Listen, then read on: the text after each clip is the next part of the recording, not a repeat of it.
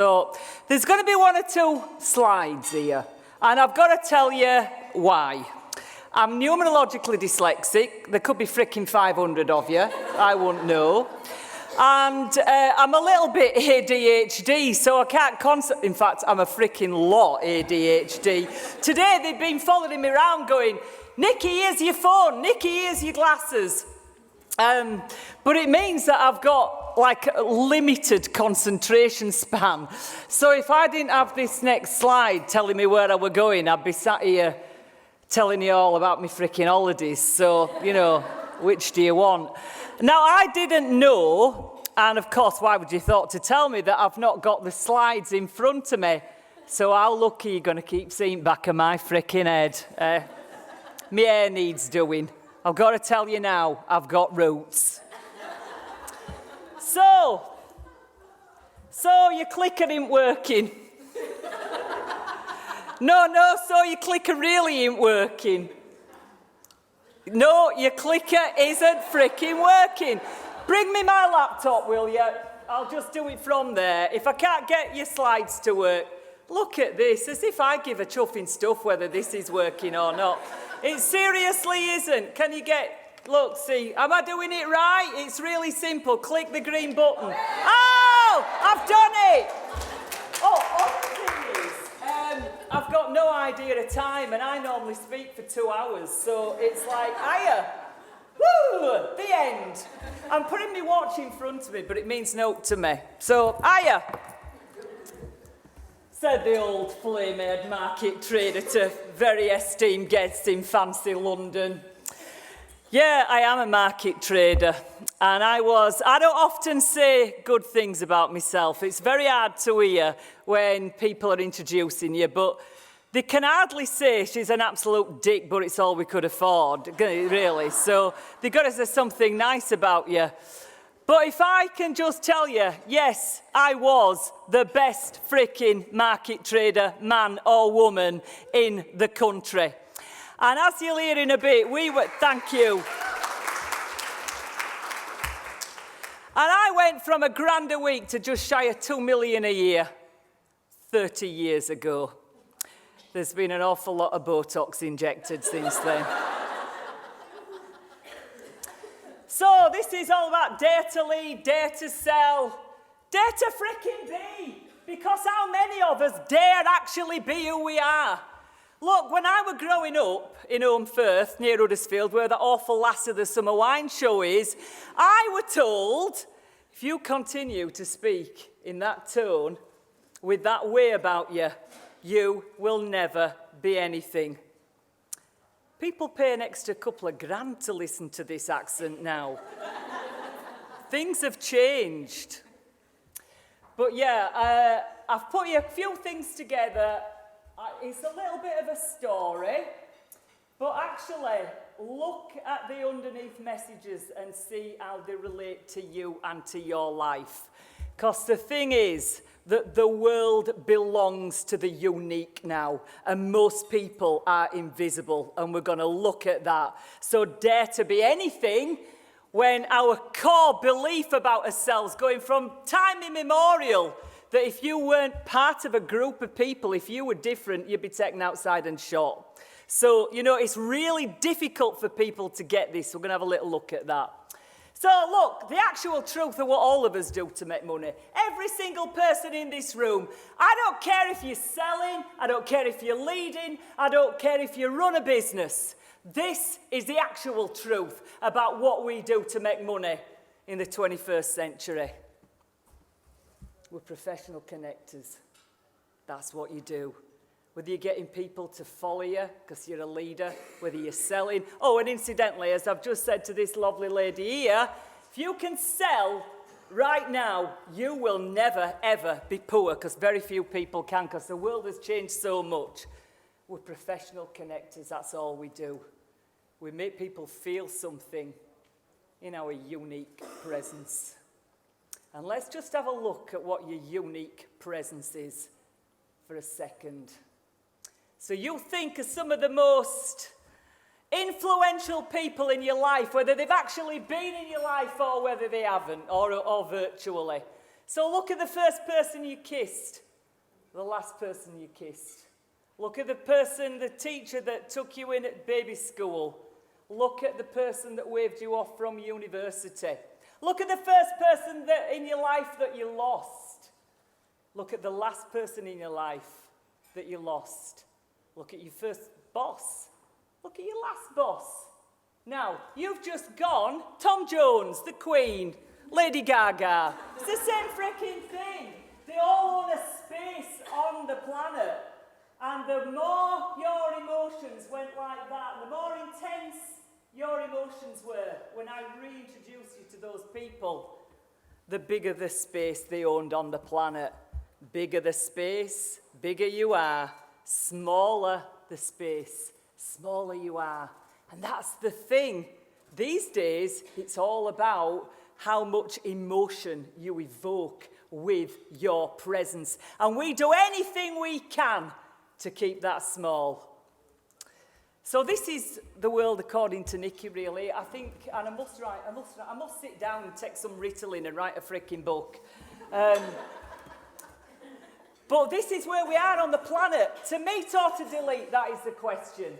So we delete everything that we don't understand. And our world is so saturated with people that when you meet somebody for the first time, it's like, do I want your emails in my inbox? Do I want to be meeting you in Starbucks? Oh, no, I just can't. No, I don't understand you, so I've got to delete you. We delete that we don't understand. And again, most of us speak in a language that is designed so that we're not understood. Where's Sarah? Sarah, if my parting goes like that, we've got to freaking stop. You will tell me, won't you? And Nick, I wasn't joking about that one picture for Tinder. I really wasn't, honest to God. Oh, so the world, according to Nicky, we're all too busy to understand ourselves, let alone each other. Do you understand yourself? How much of you is real? How much of it is the backdrop of other people's expectations and beliefs? We live in this instant, fleeting world of Facebook ads, Facebook likes, and ads. Not much real loyal togetherness. Those people aren't going to come to your funeral. And the other thing is that half the people I work with, you know, I do a lot of retail and I work with a lot of young people, and they'll create a persona for Facebook. And if they don't like it, they bloody well delete it and they start again. When you meet people in the real world, those words are there in the ether for all eternity. Because that is who you became, and that is your space, and that is why it's so frightening. We're a world of belongers, and we don't belong to anything. How many people are divorced? Oh, not as many as usual. I have to say, I hope that I do get to eat a few more freaking fruitcakes at weddings before I die. Look, our core belief is that we're pack animals. If you can sell to people that they belong to something, again, you're never going to be poor. It's an absolute core of what I teach people to do. Look, I don't want to drop this bombshell, but to be good is a given because everybody is. Don't matter how freaking good you are, you're just a different kind of good. I work with a lot of lawyers. Is there any lawyers in the room?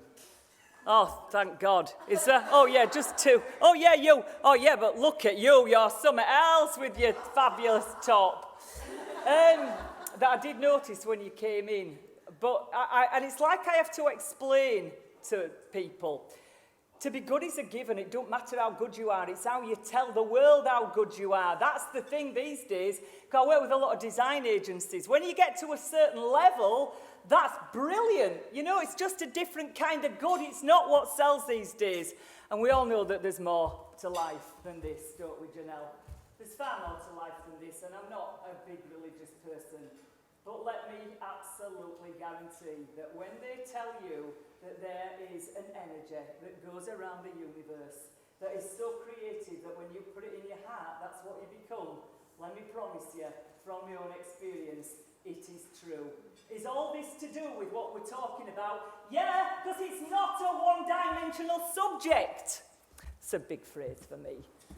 Right, who are the greatest connectors who ever lived, and what have all these people got in common? What would you have done just to have 15 seconds as Priscilla? Not being funny.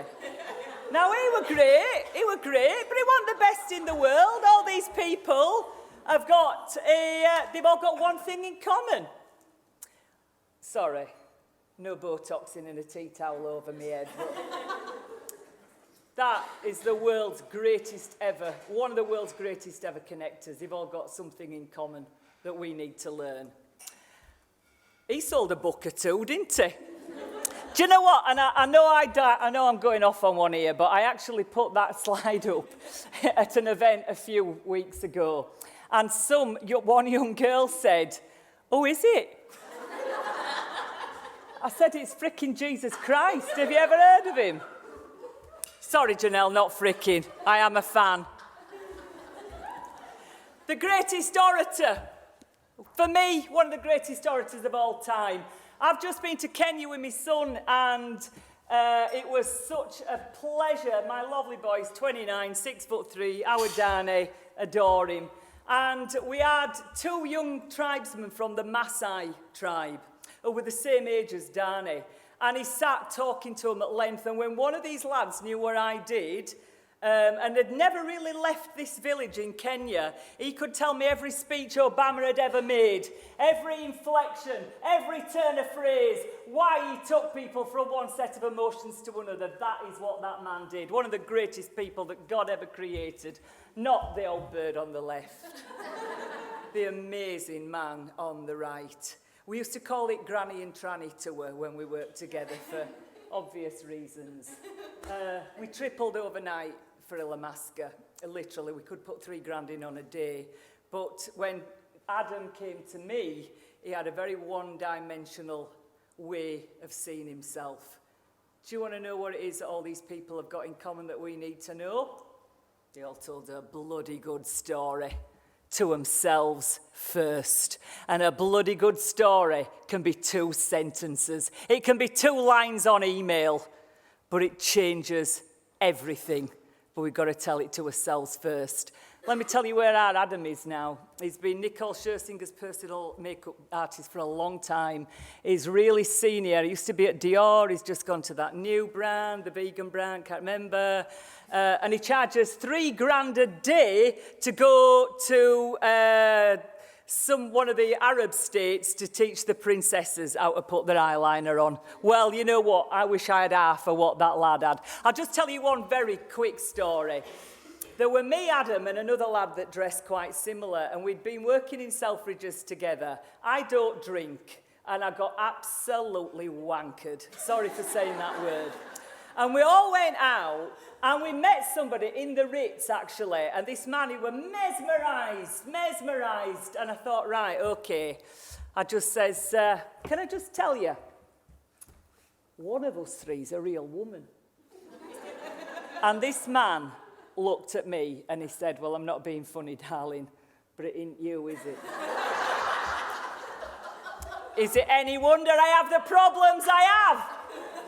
Look, everybody has one. You've kind of heard mine, and you know, it could take me 40 minutes to tell my story. But I work on the premise that thank God for everything. You're going to have a little bit of an update at the end of this.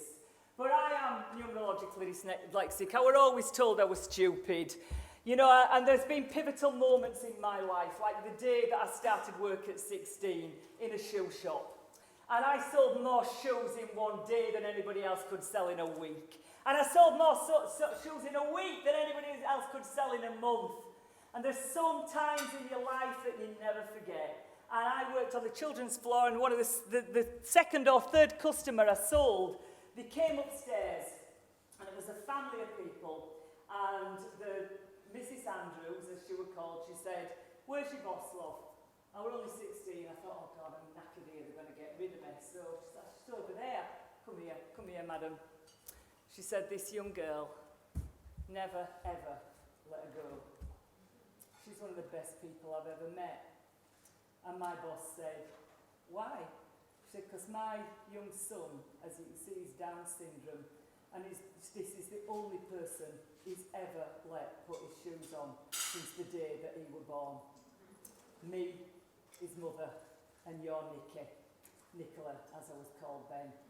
And I've got to be honest, I stood there and cried like a baby, and I think we can probably all relate to this, because I've just been validated for who I actually was for the first time in my life. If you can validate people, validation is a massive thing in life. Do we teach people how to validate people from the heart when we go into those businesses? Yeah, because we've stopped talking up here. We're already talking down here. And every single corporate biscuit, I used to sell biscuits. Every cakes and biscuits, take the biscuit, that was my market stall. Old habits don't die hard. Don't die hard. Die hard. I don't know the frick I'm talking about. And I kind of never forgot that. And yeah, I did lose my son at nursery, Howard Jackson. He was 4 months and 2 days old, and they stuck him upstairs on a hot day in a winter suit, in a travel cot. I'd had premonitions from the minute he was born. I was saying to Janelle, I knew he wasn't for this world. He'd be 30 on November, he'd be 30 in July, and his anniversary is November the 2nd. And do you know what I'm doing? I'm judging a kid's brass band contest, and isn't that just the right thing to be doing? Those things make you, they really do. We're going to talk a bit more about that, but those things in life make you who you are, and they give you a dimension to yourself that you can put into the world that only other people can only freaking dream of. It's not all bad. I just must tell you what happened to the money, and then I will get on, because I know I've probably already had me freaking 20 minutes. But I'm not going to charge you for rest, any extra. Do you want to know why I lost the money? The 2 million in the biscuit business. Well, I thought my lovely ex-husband, now, John, played squash for Yorkshire. So every night I'd wave him off going, bye darling, hope you win. Until one night at 10 to 11 I got a call from this young girl. And she said, hello, is Alan Brown there, please? I said, oh, I'm sorry, you must have got the wrong number. So she goes, well, you might know him as John Hughes. I said, you what? She says, who are you anyway? I says, I'm his wife, who are you? She says, I'm the prostitute that runs his Bradford operation. So then she said, anyway, love, there's a bit of trouble at work. Where is he? So I said, oh, he's head of the local Freemasons. It's Thursday night and he's there. She said, which pub's that, love? I'll get a taxi straight up there. I says, no, it's a Freemason, can you believe? My lovely husband had taken all the money out of the business because I didn't know what day it was when I lost Jackson, my mum and my dad, in a couple of years. He'd taken all the money out of the business, got me into £250,000 worth of debt. All his creditors came at me, and I lost what would have been worth a £5 million inheritance now. And I have to say that devils are often angels in disguise, and thank God for John, because if not, I'd have been some older bird with a little bit of that going on, with gold shoes on, in Harvey Nichols, getting hammered right now and trying to get laid by some young boy. Well, sorry you two, and I know I'm going to get a ball for that, but I'm starting to actually feel quite comfortable now. Let's move on. It's a long story. Look, destiny. Look for the pivotal moments where you could have turned left, you could have turned right. You could have taken that job or you might not. You could have gone somewhere else, but you decided to come here today. Destiny. There is no such thing as a chance meeting on God's earth. I totally believe that. The experience of the past, that's going to make you the best person for now. Half the people I meet feel that they're broken by what has happened to them. No. Your experience makes you the best person ever for now and for wherever you choose to go. I thank God for everything that happened. Look, the world has changed. In the 1940s, 50s, if you had a good idea and you were a woman, you didn't have anybody to tell. You know, your big thing, when my mum used to go on forever, about what she was going to make for my dad's tea. And my mum expressed herself by making this big trifle on a Sunday. And how she put the walnuts and the cherries, I can see her doing it now, with a little fork going like that. And that was my mum's expression. This is the time of expression on our planet. And telling the world who you really are, creating instant resonance. will be the driver of your bank statements 2020 and beyond. Red or black. I had to look which way around that was then, did you see? Red or black. Don't matter what you sell, it's how quickly people feel resonance in your presence. So words sink ships, cause wars, heal hearts, turn around economies, move mountains, make babies, drop bombs, sell cars and insurance, run companies, compel people to follow us, leave your mark on earth. Words. You all had an idea once, either of starting a business, buying a business, or moving up into a job that influenced other people. The thing that made it real are the words that you use. And even when you die, everything that you became in this life is put down to 2 or 3 sentences on a block of stone. Why then, in business, do we take those words to their most sterile denominator? Because we want to be like everybody else. And I do think it's a little bit going back to the yuppie times, to Maggie Thatcher, where we spoke in a sterile language, because it was like, oh, you know what, I've got a Porsche outside, it's on knock, but I know I've just taken you for 20 grand, but hey, it's only business. So we create a language that makes it so that we aren't seen. It's in the core of us. We can't help it. Here's a few. Now, you know, you're not going to like this, but here's a few little words. I call them trance words, trance language. Trance words and phrases are when you've heard something so many times that we actually know what's coming. So we block it from our consciousness. But not only do we block it from our consciousness, we actually block the person that is saying those words in the first place. You guys. Hey, right, hi you guys. Sorry, can you hear me at the back? Just to let you know that the bathrooms are blah, blah, blah. You're dead. I work with a big gas company, and all their management go around going, okay guys, so let's get the guys together. And one day I asked the guys, do you like that? Do you like being called guys? And they said no. I said, why? They said, because it de-individualizes. So it might be better to go, hi everybody, right, everybody come around here. It's slightly different because we need to individualize and elevate people, not lump them just into guys, and everybody does it. So that's just one example, but I think you'll probably get all this better when I give you that. That's the killer of retail. Don't think it's the internet. It's not. That's the killer of retail. And how many times do I say, right, come on, let's go talk to these people over here, and some young girl or boy, or some returner to work, some woman or man that's been to hell and back, and they stick them on a shop floor, and they say, go over and talk to those people, and they either start shaking and crying, or get aggressive. You will get people to do that more than 3 or 4 times, and they begin to think it's them. It's not, it's the words. You all right there? Can I help you? No, I'm fine, thanks. You all right there? Can I help you? No, I'm fine, thanks. It's the killer of retail. And I could tell you the answer. It'd take me literally an hour to tell you properly, but let me tell you, you know what, just by going, oh, see, you're looking at them trousers. Seriously, we've only got one of each size left now. I think most of the staff have bought them, to be honest. Conversational manner, bring people in. Speak like the fancy copywriters on the website speak. That's the thing. Why can't we do it? Hello, can I help you? The killer of retail. Listen, if you send out emails, hi, I hope you are well, and finish them off, kind regards, I'm not being funny, you're knackered. Let me tell you why. If you buy this... No, I actually did have the slides up, but we knew that we wouldn't have had time to. I'm going to show you a couple of examples.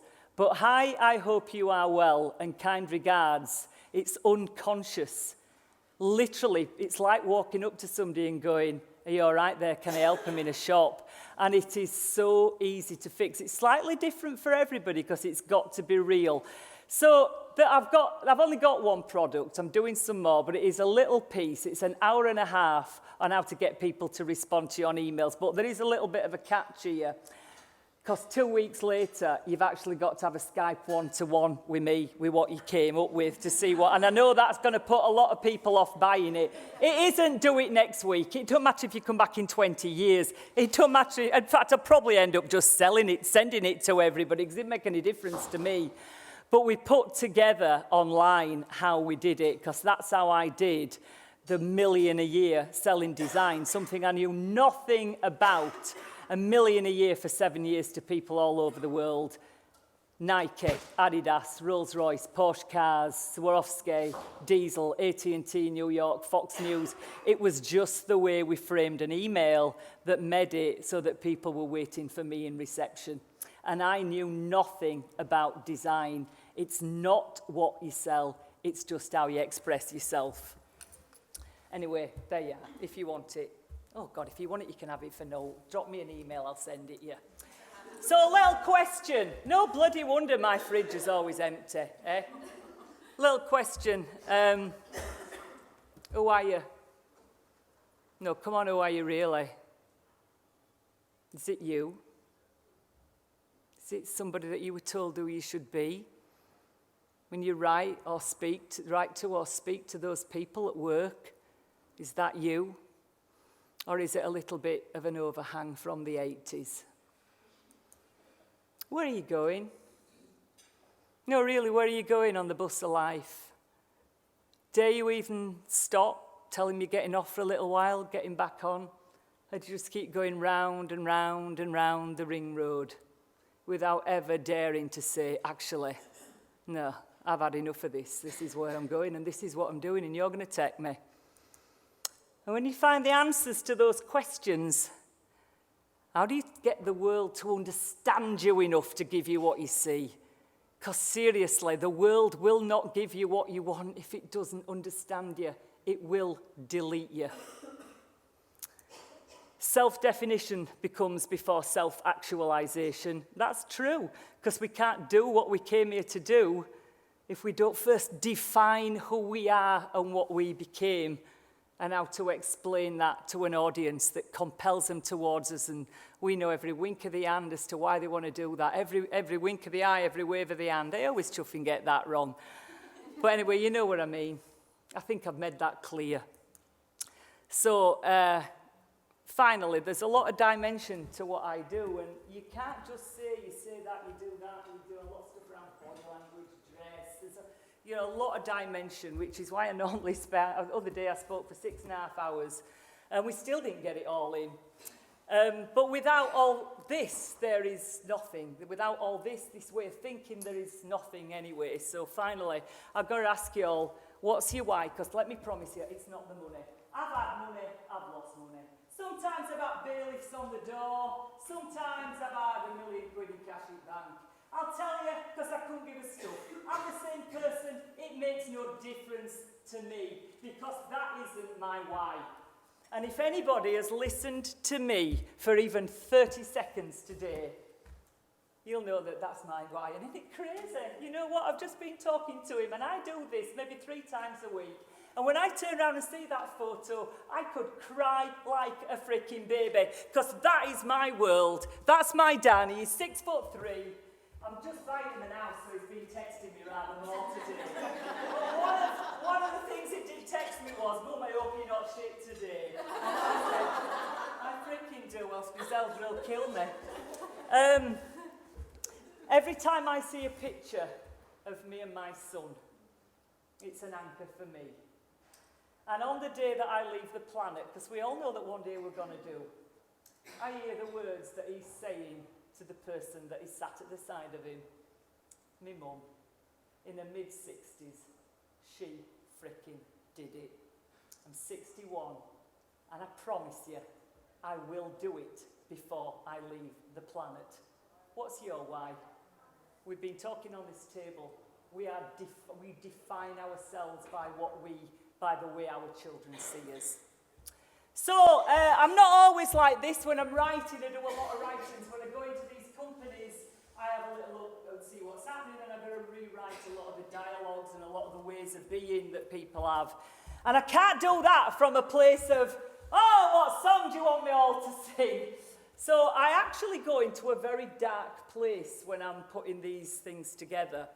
And so I write little things to myself that kind of keep me buoyant. And one day I will put it in a book when I, like I said, get enough ritalin. But this was on the back of all my market stalls. If you don't have at least one person a day, never forgetting you as long as they shall live, you just did not get up early enough. And I don't care what you do for a living, that is what you do. Put the whole of who you are behind the force of what you do, and you will surely get there. We take ourselves out of what we do. It's ourselves that is the only unique thing these days. Oh, success is it's just somewhere to put your kindness. Isn't it funny, the more successful you become, the kinder you can become. Funny old thing, that. The problem must never be bigger than the destination, and nothing is stronger than your spirit to get you there. Nothing is stronger than your spirit to get you from where you are now to where you want to be. Forward. The other way, it's not available. Clarity. I'm going to bring you right up to date with my little life now, and this is something I've had to think an awful lot about since February. Clarity, resilience, strength of mind, never like never before. The ability to create our own future in our heart first. That's where it starts. And sometimes be prepared for it all to turn to shit and start again. This is Charlie. Charlie once said to me, I'm just a good story for you to tell when you're working. Oh, you are now, love. So Charlie, I was at school with Charlie, and we got together at our school reunion 3 years ago. I couldn't believe that Charlie Mann were looking at me. He was the best, most gorgeous, most charming, amazing man in the school, and we were all a little bit in love with him. And there were me going out with Charlie Mann. How old was I then? 58, 59. Charlie has a sight problem, so last year, I'll be honest, I spent 35,000 quid taking him around the world, showing him things before he couldn't see it. And my whole world was planned because I would be with Charlie, and you can see me there. And I don't know about you, but when you run your own business or if you've got a top job, it's difficult to make those relationships because your heart goes in to what you're doing. But I trusted him. He became my son's stepfather. I thank God for Charlie every single day because he picked me up and put me back where I am meant to be. So the day after Valentine's Day this year, we'd had a little row over a bunch of flowers. And Charlie sat me down and he said, listen, I've got to tell you, I don't love you. I've never loved you. It's been a long game of charades. But I'm an ex-detective, and you know policemen are brilliant liars, so you'd never have known, darling. So that's it. Thanks for the holidays. It's been great. I'm off. I can't do with you. In fact, I wished I'd never met you. Apart from the fact that he always had a brilliant suntan. Now, again, you're going to think that I'm just being nasty, but again, I am thanking God for that man because I'd lost my path. I was letting my business tick over because in my head, there were going to be me and him on date night every night. So do you want to see the headlines that are coming up in the next 2 years? I promise you, because I am so back on the horse, and it's such a freaking joy to be here that I can't even believe what I was thinking. Do you want to know what the Yorkshire Post said? Ex-market trader becomes huge TV star in the USA. Put forward, ladies, was her favourite ever gig.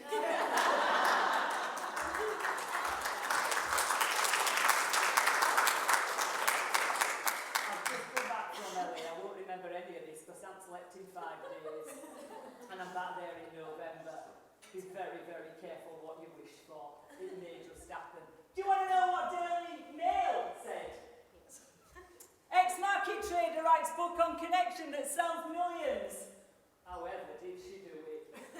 And do you know what? It's really funny because since I've got my head back on, I've had all these publishers coming to me saying, Nicky, will you do this? And all these TV companies going saying, Nicky, can you do do as a pilot? And can he do as this bit of filming?